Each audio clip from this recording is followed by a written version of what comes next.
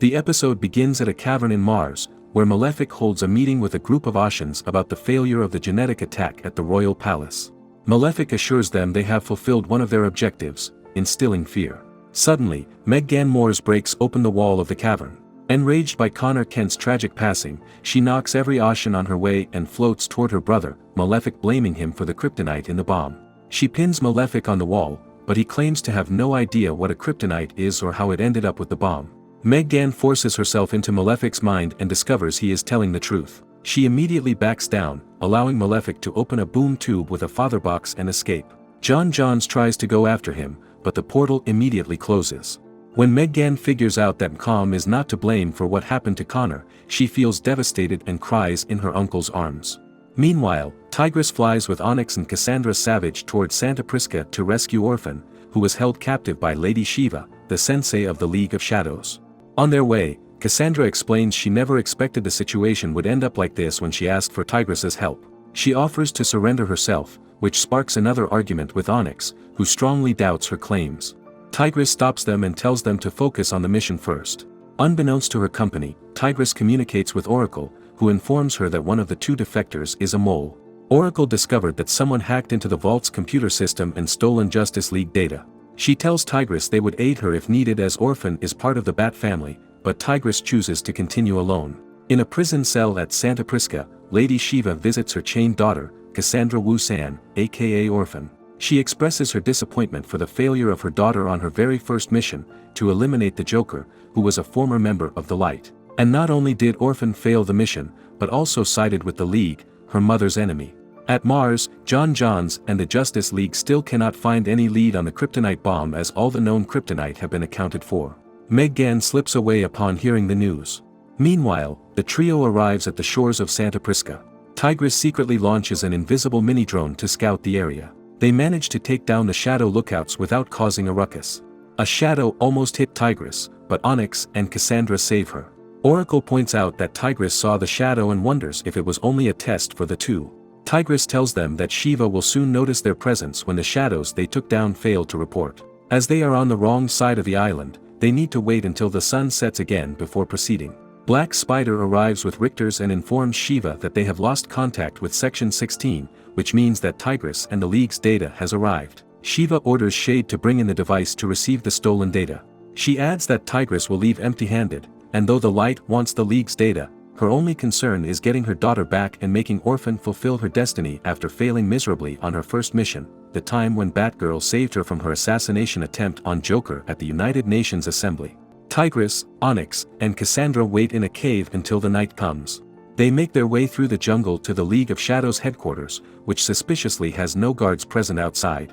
Back on Mars, Meg-Gan embraces her parents as she prepares to leave for Earth. Her mother, Jan, tries to convince her to stay, but Meg-Gan says responsibilities await her on Earth. Jan understands that Meg-Gan has no plans to return to Mars ever again, but Meg-Gan tells her she wasn't planning on anything and heads out to the docking station. Her sister, Umri, watches from the other side of the room with concern. Back at Santa Prisca, Tigress, Onyx, and Cassandra lurk in the jungle as Tigress waits for Oracle to disable the generators. Onyx and Cassandra are both surprised, wanting to know how Tigress managed to bypass the Shadow's security. Tigress notes that they are not the only ones with secrets before telling them they are good to go. They move into the hallway, trying to make as little noise as possible while taking down the guards, or sneaking past them. When they reach a corner, Cassandra says they are close to Orphan's holding cell. Onyx suddenly puts her sword to Cassandra's throat while saying she will not go any further. Meanwhile, on Mars, Emery announces she wants to come with Meg-Gan to Earth to get to know the planet better and spend more time with Meg-Gan. John Johns gladly welcomes him, while Meg-Gan unenthusiastically answers yes. John informs Baby that everything is ready, and they speed off to Earth. Jan and Matt watch as both their daughters leave. Jan worries they lost both of them now. Back to Santa Prisca, Onyx tries to convince Tigress that Cassandra is the real mole and she would not let them go any further with the traitor. An invisible force removes her chokehold on Cassandra and Oxix gets thrown to the ground. Cassandra reveals a glamour charm and pulls it off her neck. Turns out the charm has hidden her missing arm and brings her face back to normal. Veins start to bulge on her newly visible arm. The veins then burst, emitting a moving smoky cloud.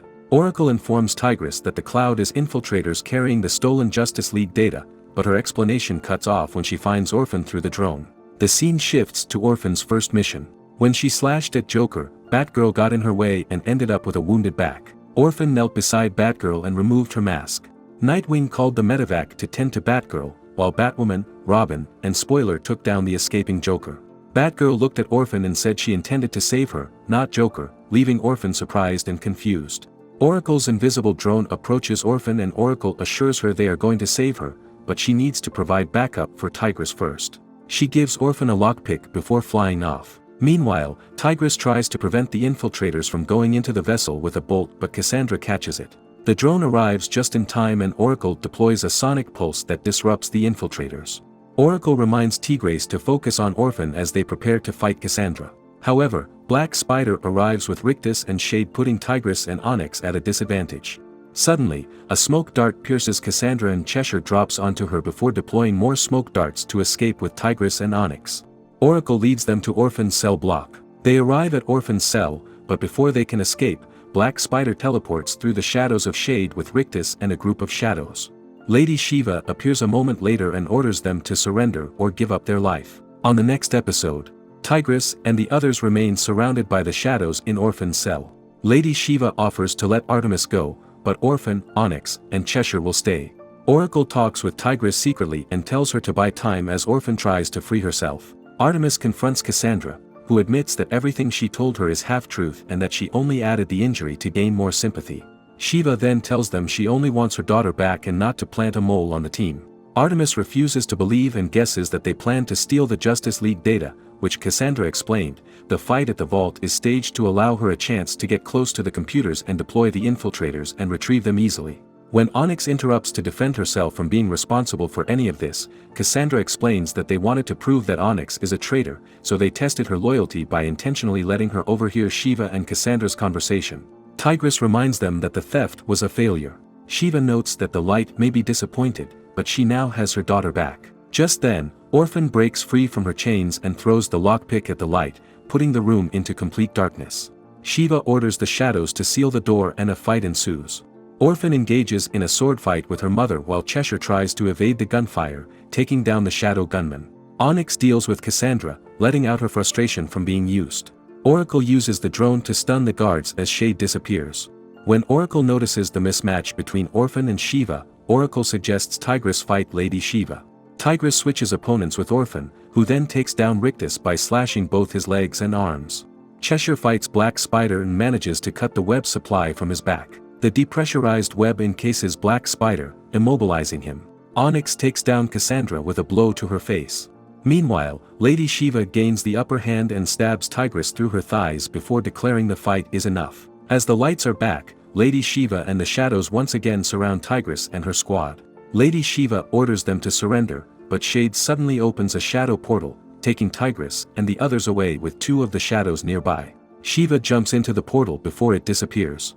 The portal opens on a rock at the beach. Orphan and Onyx immediately kick the shadows back to the portal as it closes, but Shiva emerges and slices through the shadows. Meanwhile, at Smallville, Clark Kent and Lois Lane, together with their son, Johnny, visit the Kent farm. Johnny looks for his uncle Connor and Clark explains that he cannot play with Connor anymore.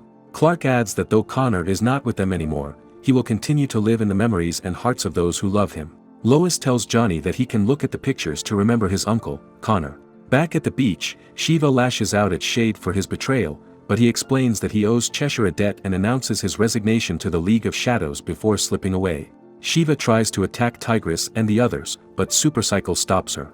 Onyx takes Tigress to Supercycle and dresses her wound as the others climb aboard. Shiva admits she cannot prevent them from leaving but orders Orphan to stay. She threatens Orphan that she will harm Barbara, which instantly triggers an unwanted response from Orphan, who leaps out of the supercycle to fight her mother. Oracle tries to stop Orphan, but Orphan stabs Shiva in the stomach and prepares to behead Shiva as she falls to the ground. Oracle convinces Orphan to stand down, which she does. The group speeds off as Shiva screams that Orphan will remain an assassin and that she will come back when she is ready to admit who she really is. The group arrives at a safe house in Key West where they rest for the night. Artemis calls Will to tell him she will bring another stray at home, Jade. Before she can tell Will, Lien appears with a mask. Jade immediately backs out and leaves the house. Artemis tries to go after her, but Jade is already gone. At the Kent farm, Lois comforts Clark as he expresses his regrets for his late arrival at Mars and the time he wasted instead of catching up with Connor. Aboard the supercycle, Tigress, Onyx, and Orphan are following Oracle's lead on Cheshire's whereabouts.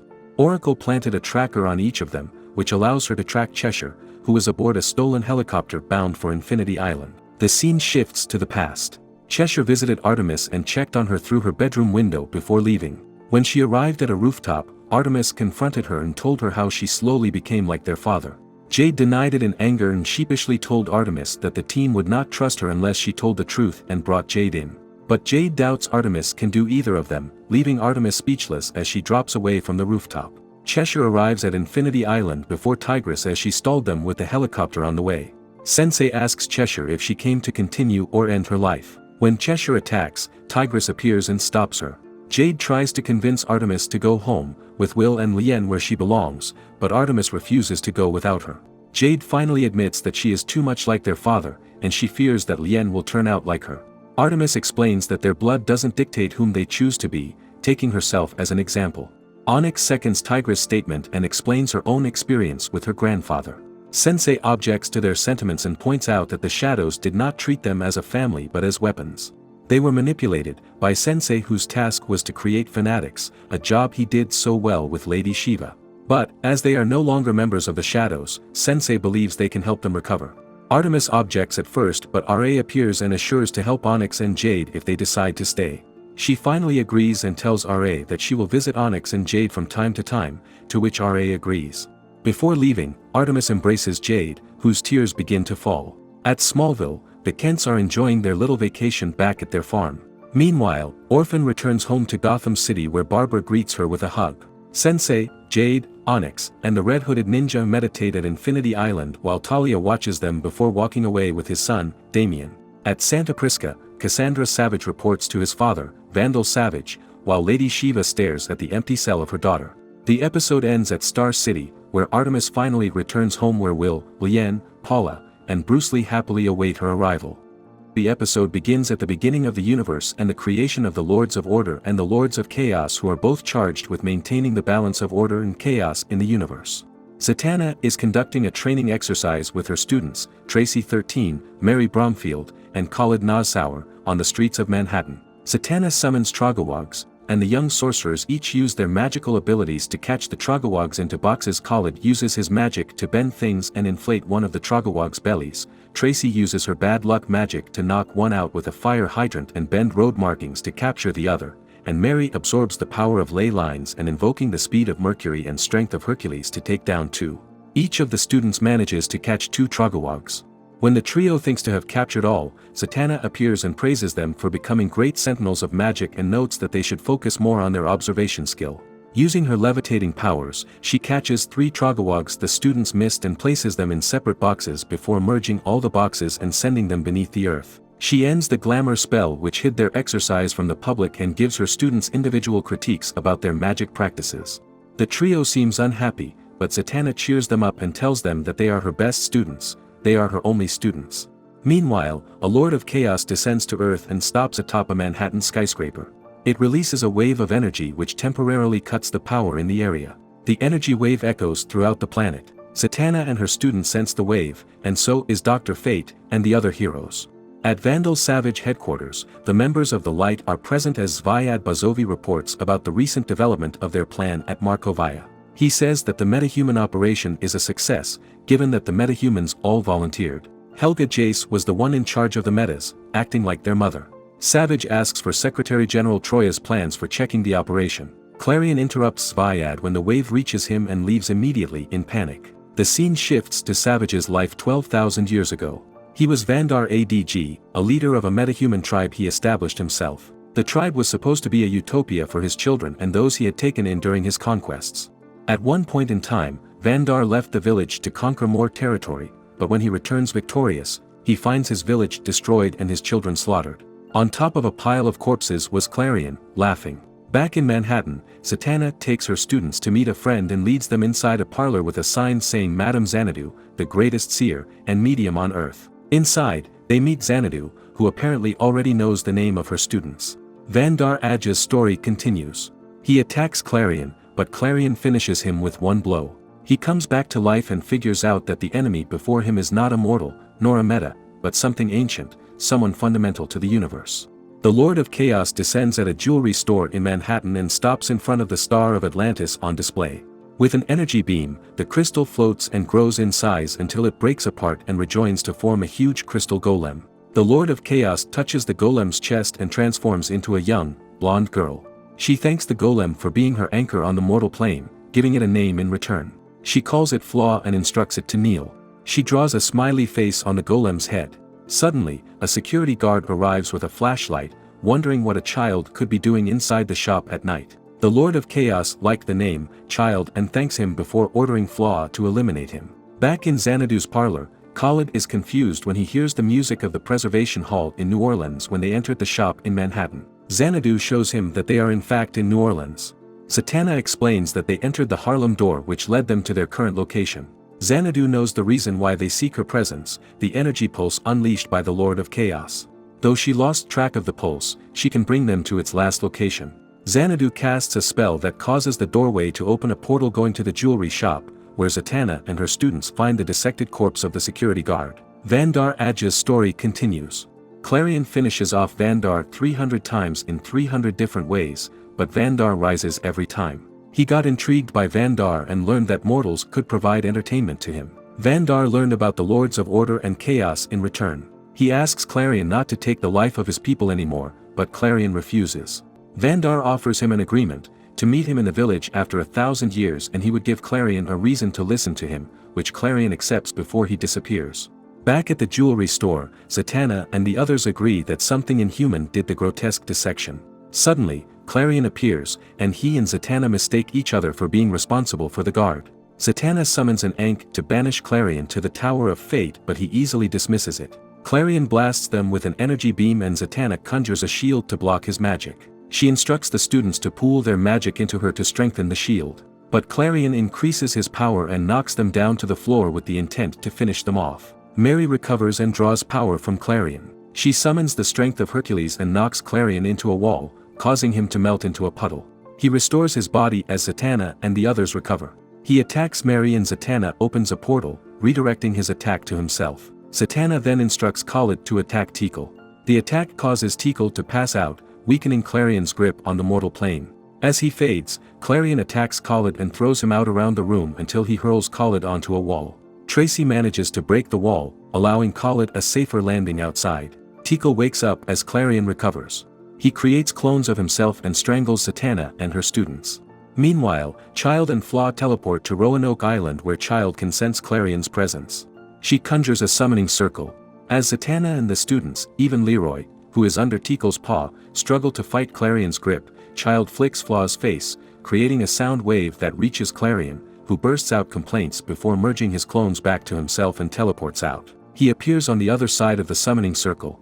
At the Quitten Peak, Vandal Savage listens as Phantom Stranger finishes narrating the story of Vandar Adg. Savage asks him why Stranger is telling him what he already knows, which Stranger answers, to remind Savage of what must not be forgotten. Savage asks him to say what he really means and make it clear, but Stranger disappears as Savage turns his gaze on him. On the next episode, Vandal Savage recounts the history of how the city of Atlantis became the greatest city-state on Earth. Vandar Adg once again left the city after the birth of his recent grandson and returned 200 years later, now known by a different name, Varljot. Upon his return, he finds that Atlantis is now a prosperous city under the rule of his grandson, Arion, who still lives after 200 years. Arion became his first immortal descendant. Back in Manhattan, Zatanna and her students recover after the battle with Clarion, but they all have bruises around their necks. Khalid uses his powers to heal himself and the others, but they are confused as to why Clarion left without finishing them. Zatanna mentions that she heard something while being strangled. Suddenly, the Phantom Stranger appears and explains what she heard is the summons of chaos. The scene shifts to Roanoke Island, where Clarion tells the presence of Child on Earth is unnecessary. He thinks that Child was sent to provide him backup, but Child informs him that she is there to replace him after terminating him on the mortal plane. Child emphasizes the incompetence of Clarion throughout the millennia when he became a docile servant of Vandal Savage.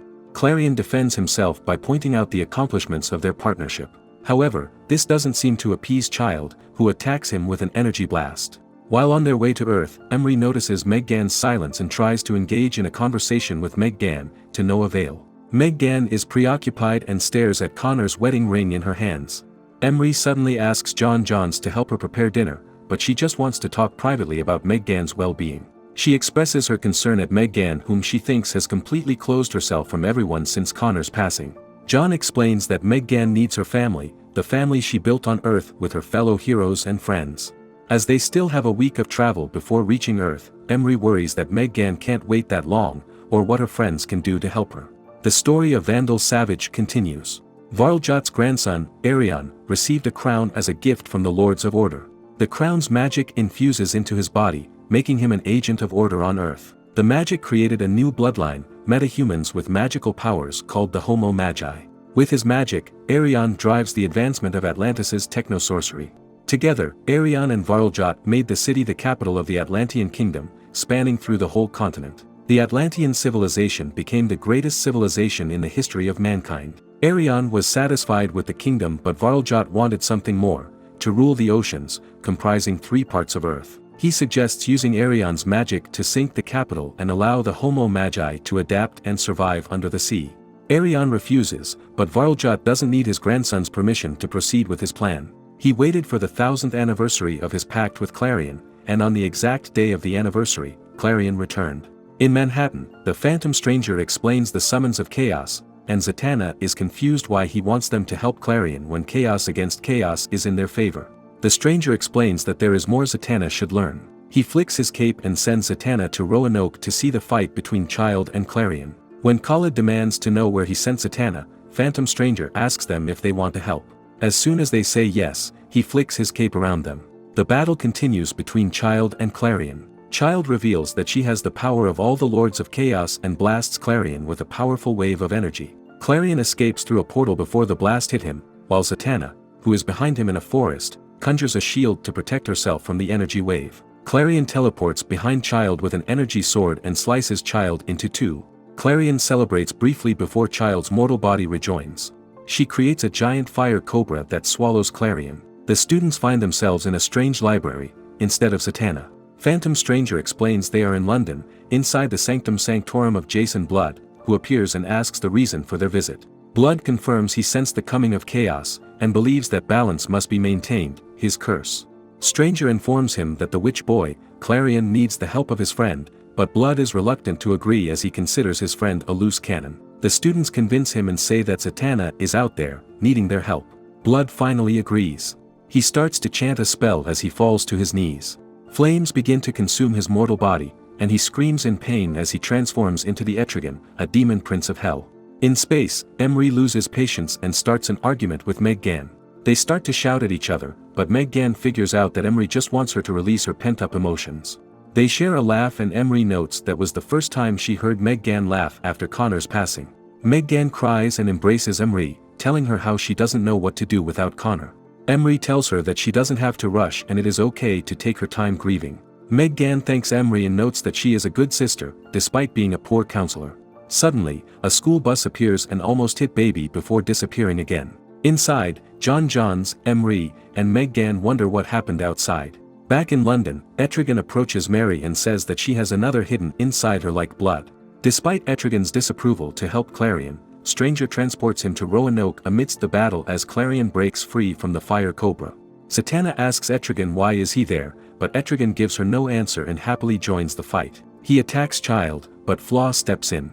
Etrigan unleashes a fire breath, but Flaw remains unaffected. Seeing this, Clarion thinks of attacking Child's anchor and blasts Flaw. Child begins to lift a massive slab of the ground. Tikal warns Clarion that there is a rock tsunami behind him. He turns around and sees the rising slab in fear. The scene shifts to Vandal Savage's story. Varljot asked Clarion's help to sink the city of Atlantis, which Clarion gladly did despite Arion's objection. Meanwhile, Arion meets his demise when the head of the statue of Varljot crushed him. The entire Atlantean continent sank. The Homo Magi and the Homo Meta survived to be the water breathers, Homo Mermanus, who eventually created a new kingdom of Atlantis under the sea. Satisfied with his work, Clarion insisted to continue his alliance with Varljot. Back at Roanoke, after blasting Etrigan, Child turns to Clarion and crashes him with the massive slab of rock. The impact causes earthquakes and flooding. Zatanna levitates herself to get to safety, but a rock hits her in the head and knocks her down into the water when Clarion shoots up from the ground. He then expresses his frustration that the Lords of Chaos are helping Child,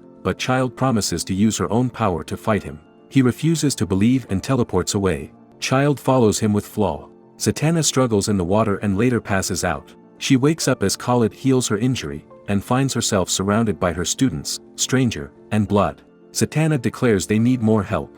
At the Tower of Fate, Vandal Savage explains the moral of Varljot's story to his son, Nabu. Chaos and order coexist as long as the balance is maintained. Nabu asks Savage why is he telling him what he already knows, which Savage answers, to remind him of what must not be forgotten. Savage asks him who will restore the balance to the chaos brought by Child. Is it fate with an aging host? He hints at needing Nabu's help with Child, whose abilities are beyond him, and Clarion's abilities. The episode starts with Nabu's narration on how the Lords of Order chose their first agent on Earth. Unlike the Lords of Chaos, the Lords of Order prefer not to come to Earth themselves. Arion, the King of Atlantis, was their first ever agent to act on their behalf. However, they were forced to reassess their preference when Arion tragically passed during the sinking of Atlantis, caused by Clarion and Varljot's alliance. They started to watch Varljot, who was later known as Marduk, the patron deity of Babylon. At Roanoke Island, Zatanna tells Phantom Stranger to take Jason Blood with him to recruit allies to stop the Lord of Chaos, Child. As soon as Stranger and Blood depart, Zatanna summons an Ankh portal and teleports herself and the students inside the Tower of Fate. A moment later, Fate arrives in a bolt of lightning and demands Zatanna take her students and leave. Marduk's story continues. 586 years after the fall of Atlantis, Marduk became the ruler of Babylonia. However, he is worried about his independently minded generals. Clarion appears with an offer to solve his worries, but Nabu, Marduk's son, objects. Marduk dismisses his son and allows Clarion to bring a Starro alien from deep space. Meanwhile, Zatanna refuses to leave and explains everything to Nabu, which he already knows. Nabu objects, but Zatanna convinces him that even if the fight is between two Lords of Chaos, the impact can devastate the Earth and take innocent lives. Zatanna suggests Nabu take on Child and Clarion, while she and her students will covertly attack. However, Fate believes that the students are not yet ready. He opens a portal underneath the students and teleports them to another dimension to test them. He summons 3 portals for him and Zatanna to observe the test. In an endless dark space, Tracy finds a puppet theater in front of her with the puppets of Blue Beetle, Zatanna, and Garfield Logan. She knows that she needs to prove herself by overcoming her insecurities. While the puppets cheer her on, a dark voice of a woman calls out to her, pointing out her insecurities. While Blue Beetle tells her how cool her powers are, the whispers tell her otherwise. Beast Boy reminds her that he asked her to join the Outsiders, but the whispers tell her how glad Beast Boy was when she refused. Zatanna says how glad she is to have Tracy as her protege, but the whispers note that Khalid and Mary were recruited to replace her. She tries to tell the voices to stop and runs behind the theater to see who was controlling the puppets, only to find the puppets towering over her as she shrinks down. Tracy sees the puppeteer, herself. The puppeteer tells her that she is not ready before the giant puppet of Blue Beetle slaps her to the floor. In Marduk's story, Marduk realizes that the Starro creature only made his problems worse after it took control of the army under his command. He ended up fighting his own people. Nabu met his demise at the Starro army's hands, sparking the interests of the Lords of Order. Back in the Tower of Fate, Khalid faces his test. He is amidst a calm shallow pool with 2 waterfalls feeding it. When he looks at his reflection, he sees himself wearing scrubs. His mother, Jane, appears on one of the waterfalls and talks about his Islam faith and how his magic is incompatible with Islam. Khalid says that he uses his magic to do good, while his mother uses religion to control him. Suddenly, his father, Muhammad, appears on the other waterfall and says that Khalid must honor his heritage as a homo magi, even if it means giving up medical school. But Khalid will not give up medicine as he can do both. As they argue, the water level rises until they are fully submerged in deep water. Khalid's reflection tells him that he is not ready to fight as he keeps drowning in his thoughts. Meanwhile, Mary is in a subway. Suddenly, a younger version of herself insists she should say it, but Mary tells her they do not say it anymore. She hears the girl asking for help. Her foot is stuck in the rail track as the train approaches. Mary summons the speed of Mercury using ley lines and saves the girl, who later gets trapped under a pillar calling for her once more. She summons the strength of Hercules and saves the girl, who appears to be unhappy. As Mary refuses to say it, the girl declares she will, and shouts, "Shazam!" The girl transforms into Sergeant Marvel and attacks Mary. She tells Mary that she is nothing without her and emphasizes that Mary is not ready for the fight. In Nabu's story, the Lords of Order saw Nabu's eagerness to defy his father, Marduk, making him a champion of order and their sole candidate to represent them on earth. They recruited Nabu's soul, who swore his loyalty to order, so they infused Nabu's soul into his helmet, making him not just an agent, but a Lord of Order on earth. However, Nabu needs a human host body to channel his power, and although finding the rightful hosts is not easy, Nabu became Dr. Fate, who defended the earth from chaos for centuries. Meanwhile, Zatanna's students pass their tests by overcoming the voices in their heads. Zatanna praises them, but Dr. Fate asks them if they are ready to fight in a battle where they might lose their lives. The students insist they are, but Fate still refuses to intervene. Nabu finishes his story told to his mortal host, Zatara, who asks him why is he telling what he already knows. Nabu answers, for Zatara to understand why they must not intervene, as after the battle is the only time for them to restore order.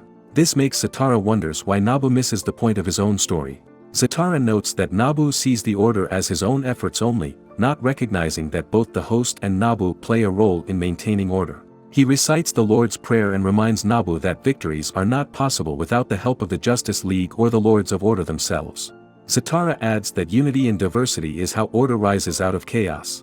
He convinces Nabu to take a step back and recognize help from those who want to help him, including her daughter, Zatanna, who has finished convincing him to help them. Before Fate can answer Zatanna's pleas, the tower's doorbell suddenly rings. Through a portal, they see Clarion desperately ringing the bell to seek Nabu's help. Suddenly, Child and Flaw catch up to him. Child orders Flaw to eliminate Tikal, whom Clarion confidently transforms into a giant cat. He believes that eliminating Tikal would not be that easy, however, Flaw easily catches Tikal and breaks her neck. Tikal falls lifeless to the ground. Clarion's body begins to fade and a magical flame engulfs him until he returns to his original diamond form, floating away to the skies. Inside the tower, Fate, Zatanna, and her students watch in horror. On the next episode, Zatara narrates the story of how he became the mortal host of Nabu. He was a stage magician at the age of 28 with a wife named Sindela and a 2-year-old daughter, Zatanna. His acts were always a success, for he incorporates a touch of magic into his performances. One night, the stage curtain caught on fire and Zatara had no choice but to use his real magic, leaving the audience amazed at what they thought was part of his act. In the crowd, Kent Nelson watches him in delight. Inside the tower, Fate explains that Tikal is Clarion's anchor in the mortal plane, and without his anchor, Clarion cannot retain his physical body. Child turns his attention to the tower, which she called an eyesore, and deploys an ember of flame that explodes upon contact with the tower. Fate is overpowered. Zatanna casts a spell to protect them as the tower crumbles. Child then enters the ruins. Fate attempts to attack Child, but a punch from Flaw knocks him through the rubble. Unable to find entertainment with the heroes, Child teleports out to unleash chaos throughout the world. After helping Tracy and Khalid off the rubble, Zatanna runs to her father and gasps as she notices that the helmet of Fate is cracked. 10 years ago in Metropolis, Penny Randall climbs aboard a school bus driven by Charlie Daggett. On their way to school, the suspension cables of the bridge snap, and several cars collide with the bus, sending it halfway over the edge. Superman arrives, followed by Superboy, and brings the bus to safety. As Superman and Superboy depart, Clarion arrives through a portal and takes the school bus as his anchor. His eyes emerge on the instrument panels of the bus and teleport away. The story of Zatara continues. Zatara realized he needed to do something more for the people after saving the audience from the fire and seeing Superman on the television and how his daughter reacted to it. He prayed for guidance and decided to use his gifts to serve society as a hero in between his performances and family time. However, he wished to do more, which was answered when Kent Nelson appeared at his doorstep. Meanwhile, Fate recovers and assures Zatanna that Zatara is safe. Now that he sees the threat Child poses, he finally admits that he needs help. He restores his costume and notices that the crack in his helmet remains. He announces the hunt for Child begins before opening a portal and going through it. Zatanna and her students follow. On the set of Space Trek, Garfield cannot focus on his shoot. He still mourns Connor's passing. Though Schwartz is concerned about Gar's well-being, he is more concerned about the show. He suggests Harvey's lieutenant carry the show and tells Gar to consider the idea, which Gar agrees to. Zatara continues his story. Kent Nelson helped him with his new calling, and while he was away, Nelson stepped in to fill the gap of his absence, becoming part of his family. He believes that it was for the greater good. However, his wife got diagnosed with cancer. Though he wanted to always be there for his sick wife, he needed to pay medical bills and do his duties to the world. One day, while he was away, Nelson knocked on his door once again, bringing the news that his wife had passed away. Fate, Zatanna, and her students are in Sydney, observing the Pillar of Flame, child's mark of chaos. Fate informs that they are too late, and the child has gone to other parts of the world. Though they need to help the affected citizens, they must continue looking for child. Stranger suddenly appears and informs them that he has summoned the Justice League and every champion he could to help. The heroes begin to scatter around the world to amend the crisis brought by Child. Child's pillars of fire scatter throughout the world. In Manhattan, Wonder Woman, Troya, and Wonder Girl help the affected citizens while the wizard tries to contain the pillar with his magic. In Poseidonis, Mera attempts to control the biggest pillar with a water octopus. In Taipei, the base of the pillar serves as a portal to demons. Blue Devil tries to drain the fire from the pillar while Etrigan deals with the demons with his fire breath. As they chase Child, Fate, Zatanna, and the students arrive in Agra where the pillar stands amid a great blizzard, trapping people inside blocks of ice. There are no heroes to help the people, but they must find Child. Fate informs them that Child is getting closer. Though Tracy insists on helping the people, Zatanna tells her to follow the plan. Fate summons another portal and they go through. Meanwhile, Vandal Savage watches Earth in chaos aboard the Warworld. The story of Zatara continues.